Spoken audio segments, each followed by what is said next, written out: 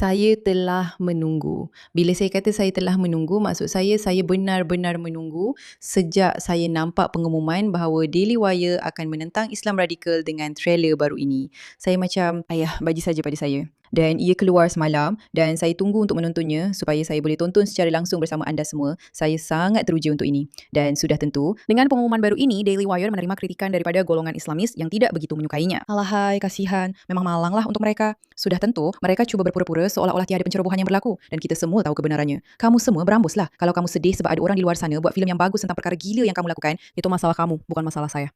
Apa-apapun, selamat datang ke The Pushback. Saya di sini. Okey, kamu semua tidak dialu-alukan. Sudah bersedia? Kamu semua dialu-alukan. Kamu belum bersedia? Saya pun belum bersedia. Saya sangat teruja. Mari kita mulakan. Negara kamu sangat hina.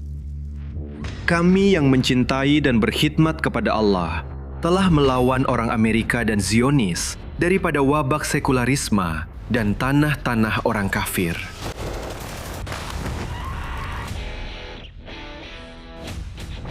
Ada sesiapa nak dengar Kapten Saunders esok? Bekas askar Delta Force yang baru keluarkan buku baru tu. Dia memang bertentangan sepenuhnya dengan para penunjuk perasaan yang tak berotak tu. Memandangkan keadaan sekarang, patutkah Clay Saunders dibenarkan berada di kampus? Encik Saunders ialah kawan rapat Kansela Friedman. Ini adalah keputusan yang saya tidak boleh abaikan. Terdapat 3 cara Islam akan menakluki Barat melalui penghijrahan, melalui rahim wanita-wanita kita, dan dengan menggunakan kebebasan negara kita untuk menentang kita. Adakah anda memberi perhatian? Halo, Allahu Akbar. Dengar dengan teliti. Amerika, syaitan besar itu akan tumbang. Anda adalah kafir. Tubuh wanita tidak suci dan jiwa lelaki tidak bersih. Apa yang membuat mereka begitu berbahaya? Matlamat mereka bukan di dunia ini, tetapi di akhirat nanti. Hei, apa? Saya ada kawan di sini. Saya tak boleh tinggalkan mereka begitu saja. Dengar cakap saya. Dalam undang-undang, kita tak boleh lari atau bersembunyi dari apa yang akan datang. Kita kena lawan. Aku akan diberi ganjaran 10,000 kali ganda di akhirat nanti. Bila kau mati, kau tak jadi apa-apa. Hanya ada satu cara untuk tahu. Itulah cara orang Amerika.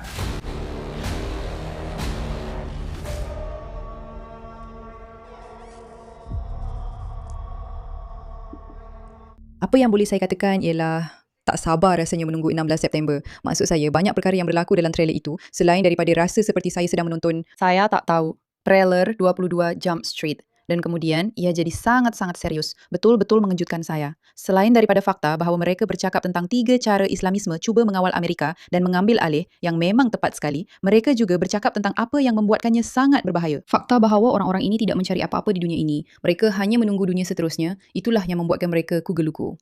Apa-apa pun, semua, saya sangat teruja untuk filem ini. Dan jika anda masih salah seorang daripada mereka yang bodoh di luar sana, yang percaya sesuatu seperti apa yang dikatakan oleh Mehdi Hassan di sini, betul? Jadi, semua, lihat yang ini. Sukar untuk mencari sesuatu yang lebih penuh prasangka, Islamofobik, dan trailer yang lebih klise daripada ini. Selain itu, Hollywood telah menolak untuk menceritakan kisah Islam radikal. Adakah Shapiro tidak waras atau sekadar mempermainkan orang? Orang Islam telah menjadi penjahat utama di Hollywood selama beberapa dekad, malah sebelum peristiwa 11 September.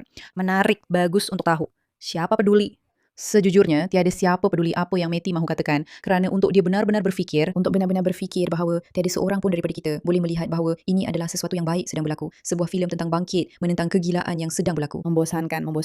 Tapi sekali lagi, jika anda masih salah seorang daripada mereka yang sebenarnya tidak fikir ancaman itu benar dan mereka anggap ia hanya sesuatu yang dibesar-besarkan, kawan-kawan, ini adalah video yang anda mungkin patut tonton seterusnya. Sebagai satu bentuk bukti boleh dikatakan daripada Al-Quran itu sendiri dan segala keajaiban serta kemuliaan bahawa mereka sebenarnya mahu menakluk Amerika. Selamat datang ke hari pertama siri baru yang akan saya lakukan. Perkara-perkara yang orang Islam tidak mahu anda tahu bahawa agama mereka menyeru mereka untuk. Ya. Dalam episod hari ini, saya akan buktikan Islam mahu menceroboh negara anda. Islam akan berada di setiap rumah insyaAllah.